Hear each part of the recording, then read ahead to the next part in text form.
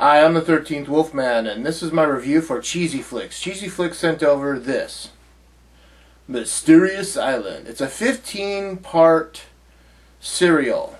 Now, if you don't know what a serial is, back in the 1930s, 40s, and 50s, before they would run the major picture, you know, if you were to go see It's a Wonderful Life or The Wizard of Oz, usually before that they would run something like 10 to 12 minute chapter of a serial, and you would have to catch all the chapters or you'd be lost. But they were also known as cliffhangers, because at the end of every chapter something was going to happen with the good guy or the bad guy. Either the bad guy was going to get away and the good guy stand there, with his hands in his pocket not knowing what was next, or we thought that the good guy had perished.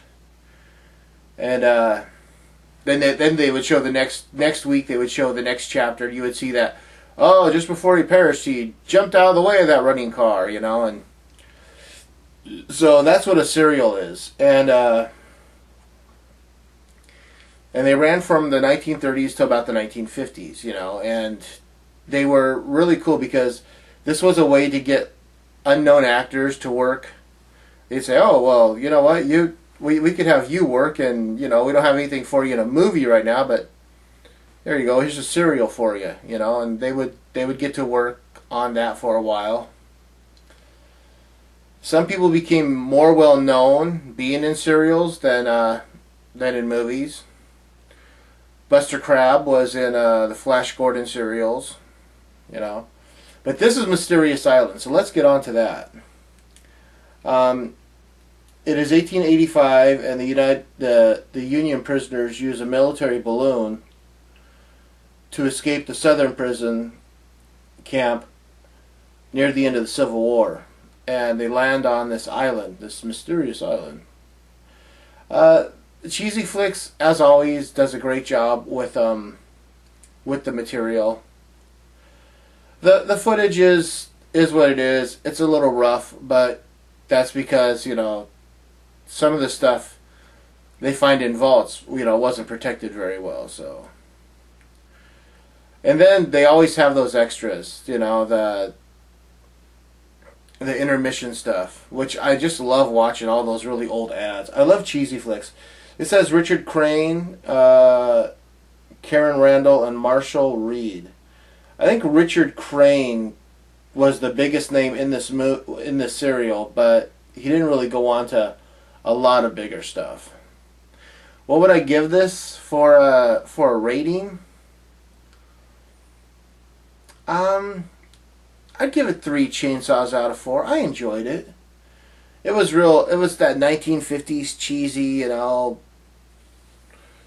giant insect type of, Mysterious Island. They'd have like giant ants trying to eat them, and it'd be like a rear projection screen, and you can kind of tell, or it'd be like a giant fake head, and but it's fun to watch. That's why Cheezy Flicks is putting it out, because it's kind of cheesy. But yeah, I enjoyed it. Like I said, this is a 3 chainsaws out of 4, easy. I'll leave the link below.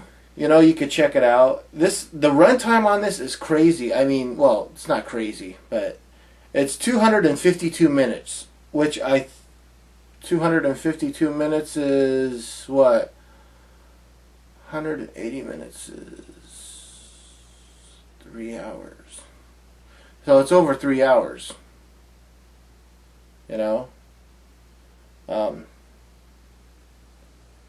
But yeah, it's produced by Sam Katzman, and we all know who Sam Katzman is. Written by George Plimpton, who was the grandfather of Martha Plimpton, who is the daughter of Keith Carradine, which is what I was trying to think of the other day.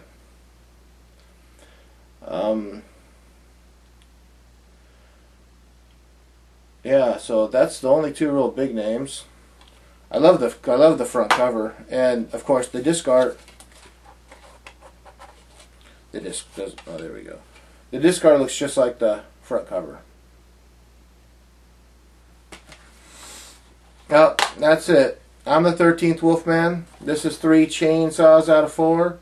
Mysterious Island. And I'm on the prowl.